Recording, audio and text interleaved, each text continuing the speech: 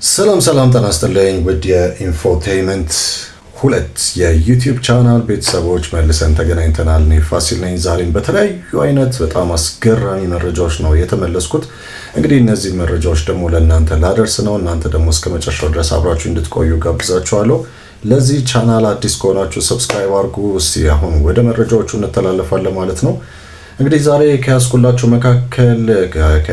መረጃዎች መካከል እንግዲህ ያው በሰሞኑን በተለይ ደግሞ ካለፉት የተወሰኑ ወራት ጀምሮ ለአንጋፋው አርቲስት ሰለሞን ተካ ብሩክ ሪል ስቴት እና አዶናይ ባስ ጀመረው የመኪና ቻሌንጅ መሰረት የመኪና ሽልማት እንደሚሰጣቸው የመኪና ስጦታ እንደሚሰጣቸው በጣም በተደጋጋሚ ጊዜ ሲገለጽ ነበረ። ቲክቶከሩ አዶናይን ጨምሮ ብሩክ ሪል ስቴትን በተለያዩ ጊዜያት የተለያዩ አይነት መግለጫዎችን ሲሰጥ ነበር በዚህ ጉዳይ ላይ ታውቃላችሁ።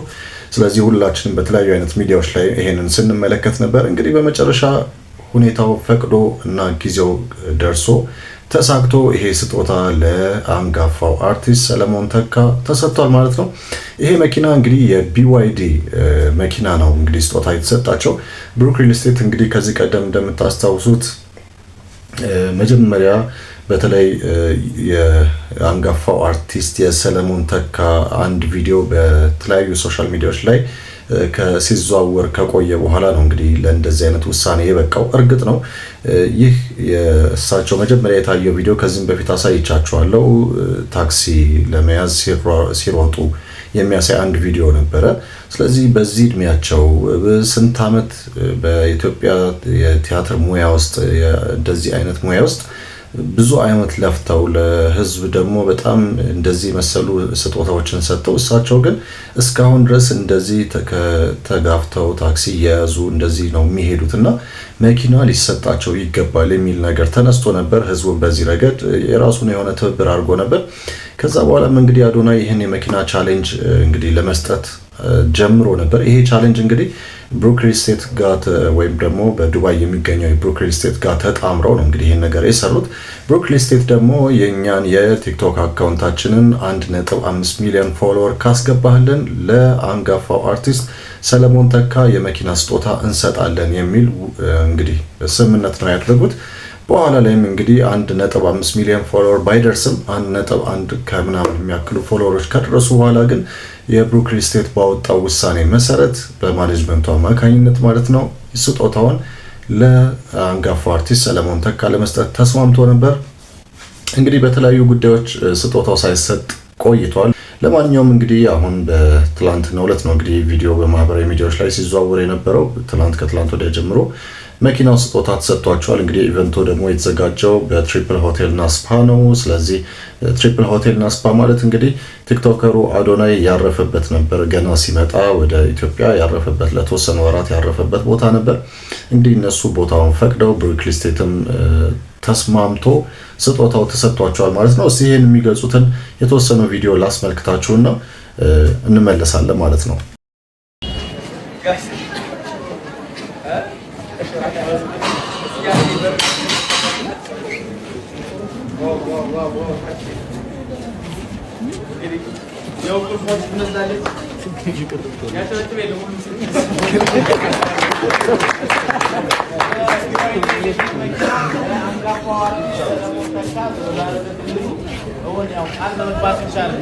ዛሬ መኪናዋን ይዟት የሚሄደው በተለይ እንግዲህ ይሄኛው በዚህኛው መክፈት ይችላል ማለት ነው። ይሄ ሪዘርቭ ቁልፍ ነው። ስለዚህ ይሄ አስተዋጽኦ ያደረጉልን በተለይ ብሩክ ሪል ስቴት ምስጋናችንን በድጋሚ እናቀርባለን። ቲክቶከር አዶናይ ደግሞ ይሄ ቻሌንጅ በአጭር ጊዜ እንዲሳካ ስላደረገልን ክብረት ይስጥልን፣ በድጋሚ እናመሰግናለን።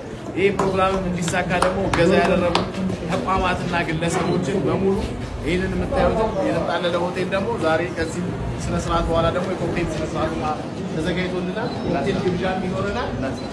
ስለዚህ አለኝ ለእርሶ አንድ ስጦታ አለኝ እዚህ ጋር ይኸው፣ ሌላ ስጦታ አለኝ ለጋሽ ሰለሞን እንግዲህ መስጠት እፈልጋለሁ። ጋሼ የኔ አባት እንኩ እስኪ በጭብጨባ አግዙኝ በእናትህ።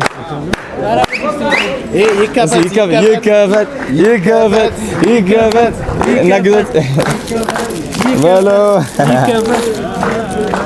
እስቲ ምን ይመስላል እስኪ ለሚያዘውና ወረደ ተቀምጧል እና ዞሮ እንደዚህ ሳቡት ወደ ላይ ትንሽ ስለሱ ሽልማቱ እናወራበታ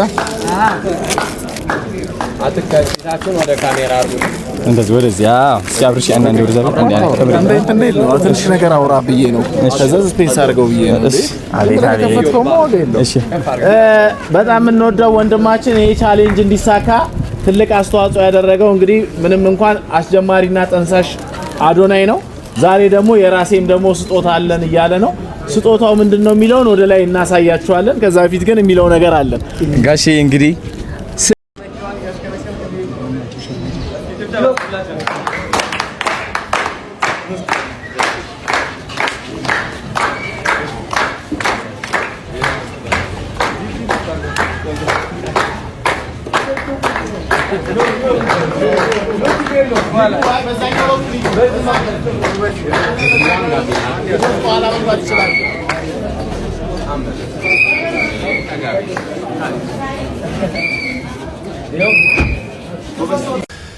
እሺ እንግዲህ በርካታ ቪዲዮዎች ናቸው በዚህ ላይ የወጡ ቪዲዮዎች ምክንያቱም የተለያዩ ቲክቶከሮች የተለያዩ አይነት ዩቲዩበሮች ናቸው በተለያዩ ሶሻል ሚዲያዎች ላይ የለቀቋቸው እንግዲህ እኔም ደግሞ አሳየኋችሁ ማለት ነው በጣም በርካታ ቪዲዮዎች ናቸው ሁሉንም ለማሳየት ያው ከጊዜ አንፃር እንግዲህ ይሄ ይበቃል በጣም ግን አንድ ያስገረመኝ ነገር ከዚሁ ጋር በተያያዘ በተለይ ዛሬ ሳነበው የነበረ አንድ የወጣ ጽሁፍ ነበር ሰሞነኛ የሚል በእውቀቱ ስዩም ነው የጻፈው ይሄንን እስቲ እሱን ላንብብላችሁ ትንሽ ግርምታ የሚፈጥር ነገር ነው ሰሞነኛ የሚል ነው ጽሁፉ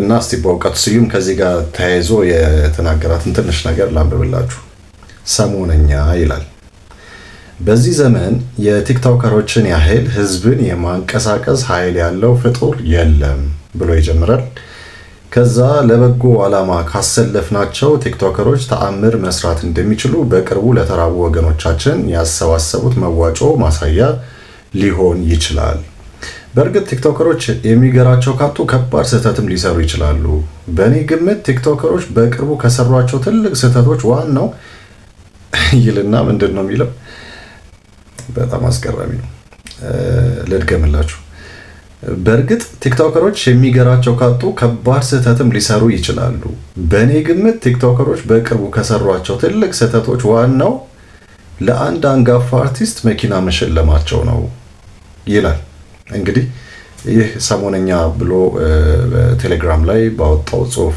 እንግዲህ በጻፋት ጽሁፍ ነው እንግዲህ ይሄን ያለው እግዚአብሔር ያሳያችሁ መላእክት ያመላክቷችሁ ተሸላሚው አርቲስት በግምት የ70 ዓመት የዕድሜ ባለጸጋ ይሆናሉ 70 ዓመት መኖር የቻሉት በእግራቸው ከቤት ወደ መስሪያ ቤት ሲቆሰቁሱት ስለኖሩ ነው እድሜ ለቲክቶከሮች ከዚህ በኋላ ይህንን ወርቃማ ዕድል አያገኙትም ከዚህ በኋላ መኪና በተባለ የብረት ቀፎ ውስጥ ታሽገው ስለሚውሉ ሆዳቸው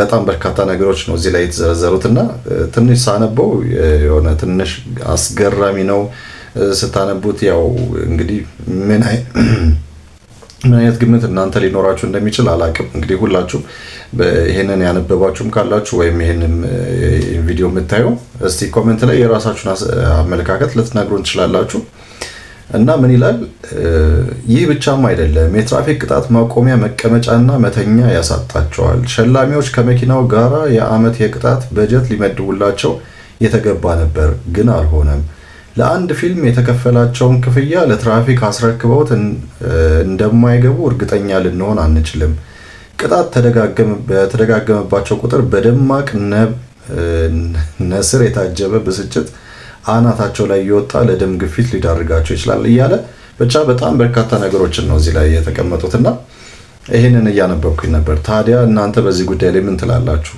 መኪና መሸለሙ ትክክል አይደለም እንግዲህ ያው በጣም ደጋግ የሆኑ ኢትዮጵያውያን አሁን ልክ እዚህ ቪዲዮ ላይ እንደተመለከታችሁት በተባበረ ክንድ ነው ይሄን ያደረጉት ደግሞ ከዛ በላይ ደግሞ ብሩክ ሪል ስቴትም ፍቃደኝነቱን አሳይቶ የመኪና ግዢውን ፈጽሞ እንግዲህ ጊዜ ተጠብቆ ነው እንግዲህ ለአንጋፋው አርቲስት ለጋሽ ሰለሞን ተካ የተሰጠው እንግዲህ ይሄ በጣም ትልቅ ነገር ነው። ቲክቶከሩም አዶናይም በጣም ትልቅ ስራ ሰርቷል በዚህ ረገድ እና የተናገራቸውም ነገሮች ይሄንን ያሳያሉ።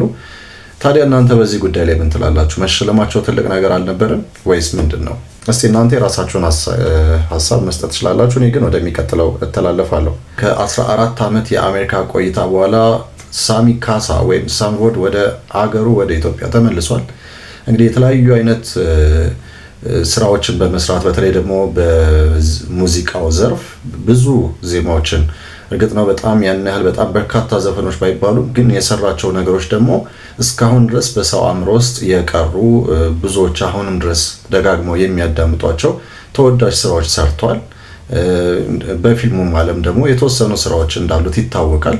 ከዛ ወደ አሜሪካ እንግዲህ ከተወሰኑ ዓመታት በፊት እንግዲህ ማለትም 14 ዓመት ነው እንግዲህ አሁን ተመልሶ ሲመጣ ወደ ኢትዮጵያ እንግዲህ በአሜሪካ ቆይታውን በሆሊውድ ውስጥ የተለያዩ አይነት ስራዎችን ይሰራ እንደነበረ በተለያዩ አይነት በሰጣቸው ቃለ ምልልሶች ላይ እና ሾዎች ላይ ተመልክተናል፣ ሰምተናል፣ አዳምጠናል።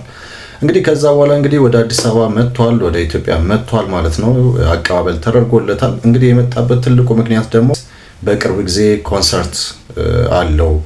እንግዲህ ሳምቮድም ብቻ አይደለም፣ አብሮት ደግሞ ናቲ ኃይሌ ከካናዳ መጥቷል። እንግዲህ ተጣምረው እና ሌሎችም ተጨማሪ እንግዲህ ድምፃውያን ይኖራሉ። ስለዚህ አብረው እንግዲህ የኮንሰርቱ አካል ይሆናሉ ማለት ነው። በጣም አስገራሚ ኮንሰርት ይሆናል ተብሎ ነው የሚጠበቀው እንግዲህ። ስለዚህ ሳምቮድ በስካይላይት የምሳ ፕሮግራም ተደርጎለት አቀባበል ተደርጎለታል። እስቲ ይሄን የተመለከተውን አጭር ቪዲዮ ተመልክተን እንምጣ። የተለያዩ አይነት ቪዲዮዎች ናቸው በዚህም ላይ የወጡት። እኔ ግን የተወሰነውን ብቻ ቪዲዮ ላስመልክታችሁና ተመልሰን እንገናኛለን።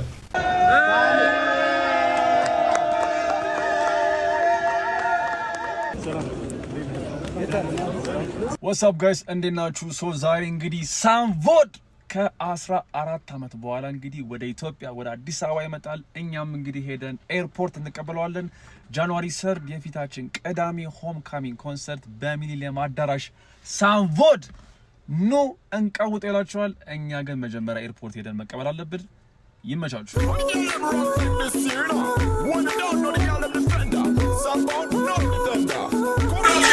ይሄ ኤክሶደስ የለቀቀው ቪዲዮ ነው።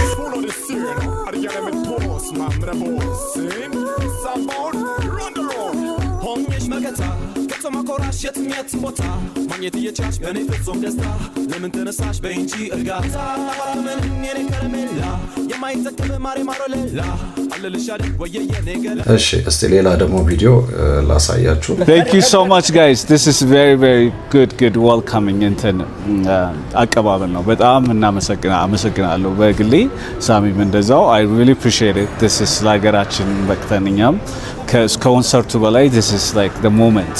ይሄ ፍቅራችሁ እንደዚህ ማግኘታችን I'm so happy. I'm sure ደግሞ ጥሩ የተሳካ ስራ እንሰራለን ብዬ አስባለሁ። I really appreciate it. Like you said it, I don't know what to say right now. So give me a moment and I will more explain. Thank you so much guys. Appreciate it. Yeah. Wondem, thank you so much. Thank you so much. ሁላችሁም እዚህ ተገጃችሁ ተገኛችሁ ወንድም ካሊድ ይሄን መሰለ ልጆቹን አምጥተህ በጣም ነው ደስ ያለኝ። ህፃናቶቹን ሳይ በጣም ከልቤ ነው የተደሰተው። ስላደረጋችሁ እናመሰግናለን። ቶሚ ወንድማችን ሁላችሁ ታዴ ከመጀመሪያ ጀምሮ እንግዲህ የሱ ፕላን ነው እሱ ነው ገፋፍቶ እዚህ ደረጃ ድረስ እንደበቃ ያደረሰው። Thank you so much ታዴ።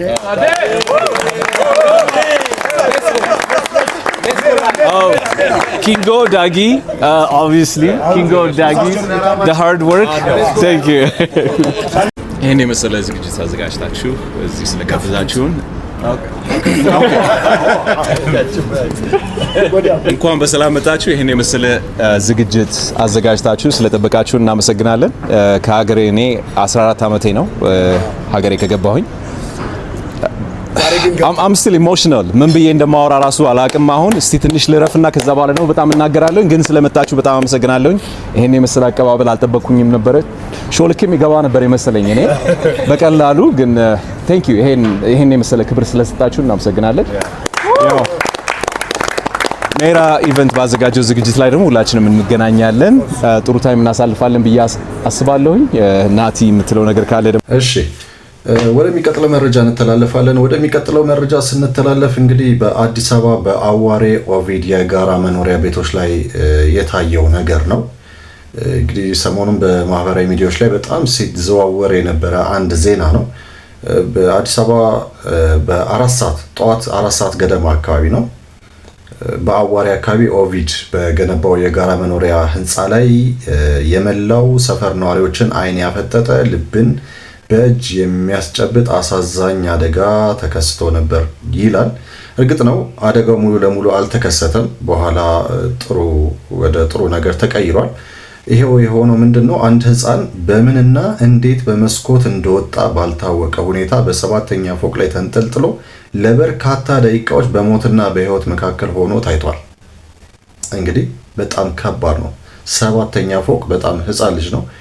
ፎቶውን እንግዲህ እንደምታዩት ነው እና ሰባተኛ ፎቅ ላይ በጣም አስገራሚ እና በጣም አስደንጋጭ ብዙ ሰዎችን እንግዲህ በጣም ያስደነገጠና አስጊ ሁኔታ ላይ የነበረ ትንሽ ልጅ ነው ተንጠልጥሎ የታየው ለደቂቃዎች እና በስፍራው የነበሩ ነዋሪዎች ሁሉ በድንጋጤ ተውጠውና ተጨንቀው የህፃኑን መውደቅ ይጠባበቁ ነበር። ይሁን እንጂ የሰፈሩ ጀግና ወጣቶች ሁኔታውን በዝምታ አልተመለከቱም። ቤቱ ተቆልፎ ስለነበር በሩን በኃይል ገንጥለው በመግባት ህፃኑ ሳይወድቅ በርብርብ ወይም ደግሞ በመተባበር በተአምር ከሞት ሊተርፍ ችሏል። በአዋሬ ሰማይ ስር የፈጣሪ ተአምርና የወጣቶች ርብርብ አንዲትን ንጹህ ነፍስ ታድገዋል ይላል። እንግዲህ ይሄ የሚያሳየው ምንድነው? አንደኛ ሰባተኛ ፎቅ ነው አስቡት። ሁለተኛ ነገር ደግሞ ቤቱ ተዘግቷል። ይሄ ህፃን ልጅ እንግዲህ ብቻውን ነው ወይ እንግዲህ ማን ይኑር እዛ ቤት ውስጥ አይታወቅም፣ ግን ብቻውን እንደሆነ ነው የሚታወቀው። ምክንያቱም ወጣቶቹ በሩን እስኪሰብሩ ድረስ እንግዲህ ማንም ባይኖር ነው። ይሄ ምንድን ነው የሚያሳስበው? እንግዲህ ፎቶም ላይ እንዳያችሁት ነው። በጣም አስደንጋጭ ነው። ቪዲዮንም ተመልክቼው ነበረ። በጣም የሚያስደነግጥ ነው። እንግዲህ እንደዚህ ህፃናትን ቤት ቆልፈው እየተዉ የሚሄዱ ወላጆች በጣም ትኩረት ሊሰጡበት ይገባል። ይሄ በጣም በተደጋጋሚ ጊዜ የሚባል ነው። የሞቱም ኢቨን ከዚህ በፊትም እንደዚህ አይነት ሁኔታዎች ተከስተው ህይወታቸውን ያጡ ህፃናትም አሉ። እንግዲህ ወላጆች ከዚህ በኋላ ምንድን ነው ሊሉ የሚችሉት?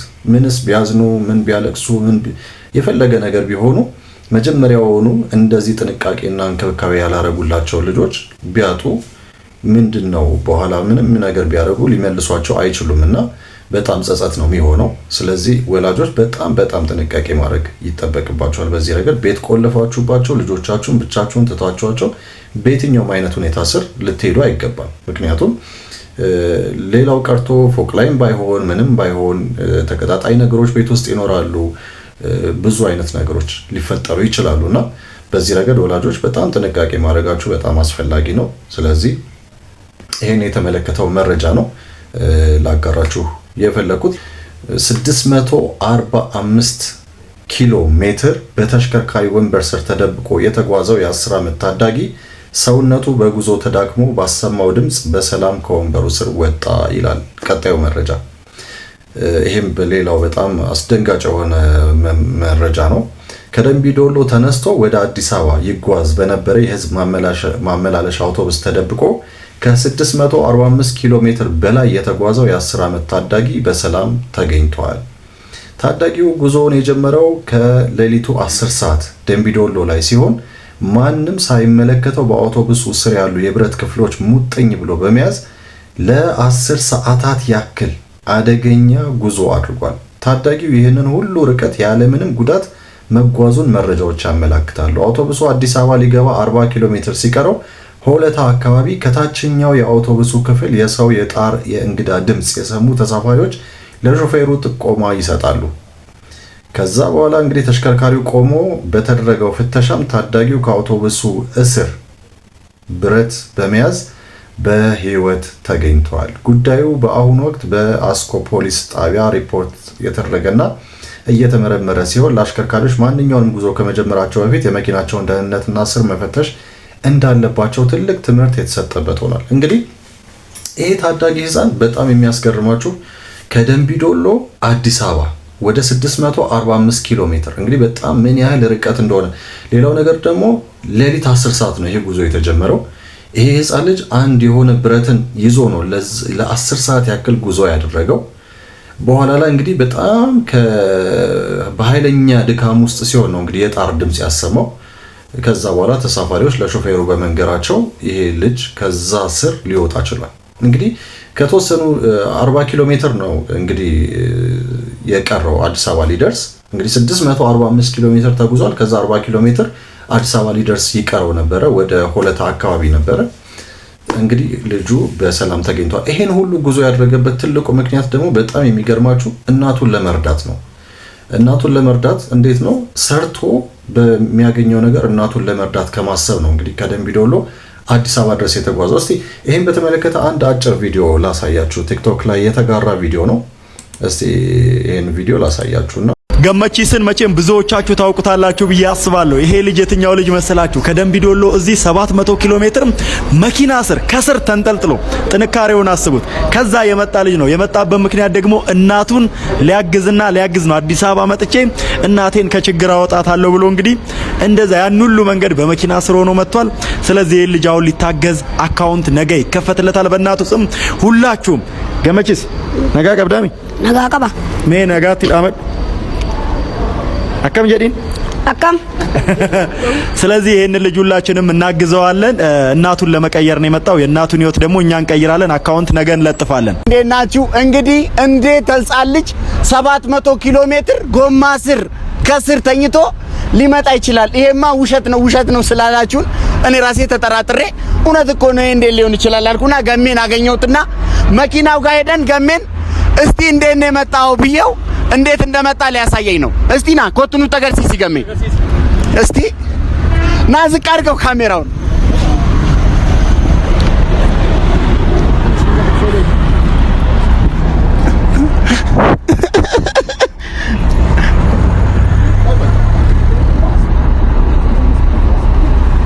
ገሜ አከሲቲ ቴሴ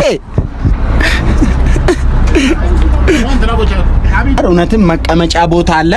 ሹፌሩንም ስንጠይቀው ሞተሩ ከኋላ ነው ብሏል። ምንም የለም እና ለማንኛውም እንደዚህ አይነት መኪና ሹፌሮችና ረዳቶች መኪናውን ከማንቀሳቀሳችሁ በፊት ይሄን ቦታ በደንብ ቼክ እንድታደርጉ። ብዙ ህጻናቶች በዚህ ጋር ቁጭ ብለው እየመጡ እንደሆነ ገሜም ነግሮናል። ከሱ በፊት ብዙ ጓደኞቹ በዚህ መንገድ ወደዚህ እንደመጡና አናውቅም። እንግዲህ የብዙ ህጻናት ህይወት በዚህ መንገድ አልፎ ሊሆን ይችላል ማለት ነው። በጣም የሚገርም ነው። ሹፌሮችና ረዳቶች መጀመሪያ ከመንቀሳቀሳችሁ በፊት ቼክ አድርጉ። እንግዲህ በጣም ስሜታዊ የሚያደርግ ነገር ነው ይሄ። እንግዲህ እናቱን ለመርዳት ሲል ነው ይሄን ሁሉ መስዋዕት የከፈለው። ስለዚህ እንግዲህ በዚህ በ10 ዓመት እድሜው ይሄንን ያክል ማሰቡ በጣም የሚያስገርም ነገር ነው። ሌላው ደግሞ ግን የሚነግረን አንድ ነገር ደግሞ እዚሁ ዜናው ላይ ደግሞ የተካተተው ነገር ምንድነው? ሾፌሮችም የሆኑ ረዳቶች መጀመሪያ የመኪናውን ደህንነት የመኪናውን እያንዳንዱን ቦታ ሳይፈትሹ ደህንነቱ የተጠበቀ መሆኑን ሳያረጋግጡ ጉዞ መጀመር እንደሌለባቸው የሚያሳስብ ነው። በጣም አደገኛ ነው። ይሄ ልጅ በህይወትም ላይተርፍ ይችል ነበረ። ከተወሰኑ እንግዲህ ጉዞዎች በኋላ ህይወቱን ሊያጣ የሚችልበት ሁኔታ በጣም ከፍተኛ ነበረ። ስለዚህ ለማንኛውም ግን አሁን ከሞት ተርፏል። እንግዲህ አሁን ብሮክ ኒውስ ደግሞ እንደተናገረውም ደግሞ አካውንት በእናቱ ስም እንደሚከፈትና እናቱን ለመርዳት ሁሉም ሊረባረብ እንደሚገባው ነው እንግዲህ የተናገረው። ይሄ ልጅ በጣም ትልቅ አስተሳሰብ ነው ያለው። ነገ እንግዲህ ትልቅ ቦታ እንደሚደርስ እንጠብቃለን ሁላችንም። ሌላው ያው የኢትዮ ቴሌኮም የዋጋ ጭማሪ ማድረጉን አሳውቋል። እንግዲህ የዋጋ ጭማሪ በአገልግሎቶች ላይ ነው። እንግዲህ የተለያዩ አይነት አካላት ከፍተኛ የሆነ ጭማሪ ነው እየተደረገ ያለው ይላል። እንግዲህ በደብዳቤ መልክ አሳውቋል ኢትዮ ቴሌኮም። እንግዲህ ከመጪዎቹ አንዳንድ ማስፋፊያዎች ጋር በተያያዘ የዋጋ ጭማሪዎቹ መደረጋቸው ነው የገለጸው። እርግጥ ነው ከዚህ በተጨማሪ እንግዲህ የዋጋ ጭማሪ ብቻ አይደለም ደግሞ አንዳንድ ፓኬጆችን ደግሞ አስቀርቷል እየተባለ ነው። እንግዲህ እነሱ የትኞቹ ናቸው? እስቲ ገብታችሁ እናንተም በኢትዮ ቴሌኮም የምትጠቀሙባቸው አገልግሎቶች ላይ ቼክ አድርጉት። የእስራኤል ተመራማሪዎች እንግዲህ በ3D ቴክኖሎጂ የሰው ልብ ማተም መቻላቸውን ነው እንግዲህ ይፋ አደረጉ የሚል ዜና የወጣው። እንግዲህ ይሄ ዜና የወጣው ትላንትና ነው። በቴል አቪቭ ዩኒቨርሲቲ የሚገኙ ሳይንቲስቶች የታካሚ የሰውን ስብ በመጠቀም በ3D ፕሪንተር የታተመ አነስተኛ የሰው ልብ መስራት መቻላቸውን አስታውቀዋል ነው የሚለው። ይህ በቤተ ሙከራ ውስጥ የበቀለው ልብ እንደ እውነተኛው የሰው ልጅ ልብ ሁሉ የደም ዝውውር ቱቦዎች፣ የልብ ክፍሎችና ጡንቻዎች ያሉት ሲሆን በተወሰኑ ሁኔታዎች ውስጥም የመኮማተርና የመዘርጋት እንቅስቃሴ እንደሚያሳይ ተረጋግጧል። ግኝቱ ይበልጥ ልዩ የሚያደርገው ልቡ የታተመው ከታካሚው የራሱ የሰውነት ህዋሳት በመሆኑ የሰውነት በሽታ መከላከል ስርዓት አዲሱን አካል ባዕድ ነው ብሎ የመግፋት እድሉን በእጅጉ የሚቀንስ መሆኑ ነው። ተመራማሪዎቹ እንደሚሉት ግኝቱ ወደፊት በሰው ሰራሽ መንገድ የአካል ክፍሎችን በማምረት በዓለም አቀፍ ደረጃ ያለውን የልብ ለጋሽ እጥረት ለመፍታት ትልቅ በር ይከፍታል። ምንም እንኳን አሁን የታተመው ልብ መጠን አነስተኛ በመሆኑ ለንቅለ ተከላ ባይበቃም ግኝቱ በሰው ሰራሽ የአካል ክፍሎች ዝግጅት ረገድ ትልቅ ምዕራፍ መሆኑ ተገልጿል። ሳይንቲስቶች በቀጣይ ልቡ ደም የመርጨት አቅሙ እንዲጎለብትና መጠኑም እንዲያድግ የሚያስችሉ ተጨማሪ ጥናቶችን እንደሚያደርጉ ይጠበቃል ይላል። እንግዲህ ያገኘሁት ዜና እንደሚጠቁመው እንግዲህ ይሄን የመሰሉ መረጃዎች ነው ዛሬ ይዤላችሁ የቀረብኩት። እንግዲህ እስካሁን ድረስ ይሄንን ቪዲዮ እንደወደዳችሁት ዘና እንዳረጋችሁ ተስፋ አደርጋለሁ። በሚቀጥለው በሌላ ቪዲዮ ተመልሰን እንገናኛለን። ይሄን ቻናል ሰብስክራይብ አድርጉ። ተመልሰን እስከምንገናኝ ድረስ በሚቀጥለው መልካም ጊዜ